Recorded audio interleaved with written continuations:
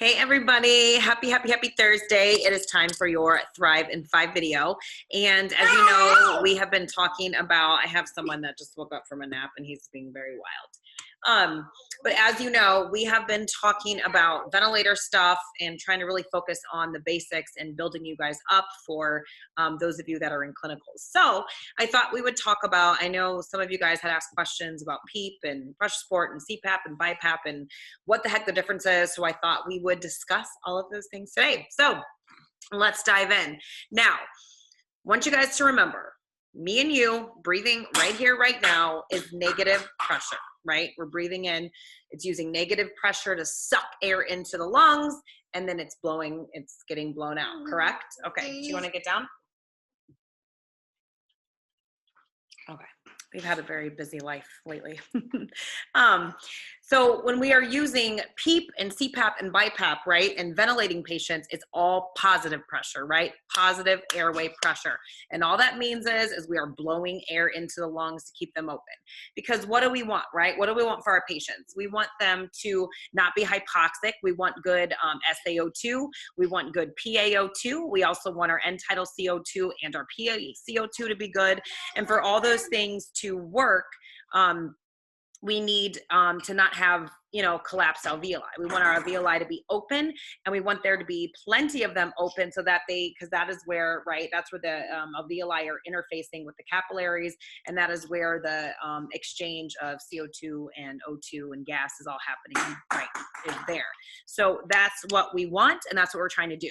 So essentially, that is what we are utilizing these things for. When our patients are under anesthesia, if they have sleep apnea, if they're getting a lot of opioids, if they have ARDS or any other type of COPD or respiratory physiology, right? They're having issues. They're having VQ mismatch.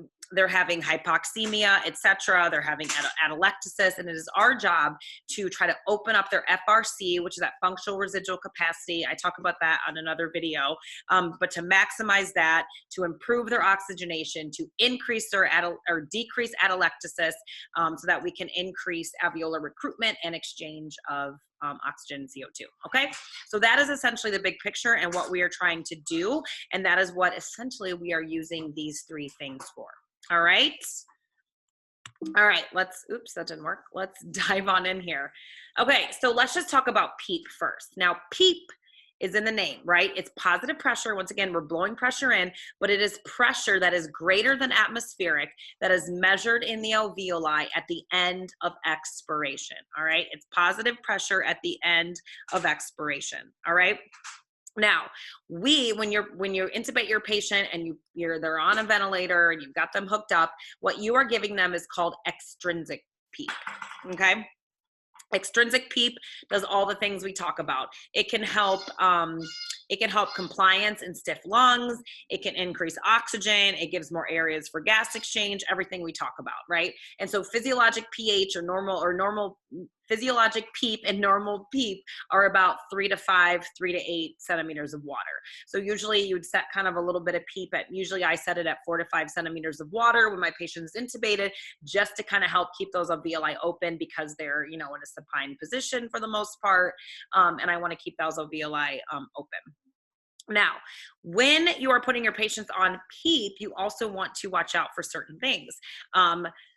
One of those things is intrinsic PEEP, which is auto PEEP, which is when there's not enough time for those alveoli don't empty completely. Essentially, they're breath stacking and all that pressure builds up, air gets trapped, and then your patient becomes hypotensive and you can get a whole mix of things happening there.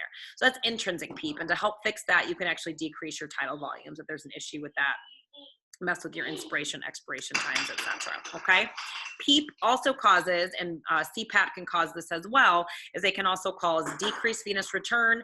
They can decrease your MAP. They can decrease your blood pressure, and you can also cause barotrauma. All right, so you want to be super careful when you are giving PEEP. PEEP is also great to use for, like I said, alveolar recruitment.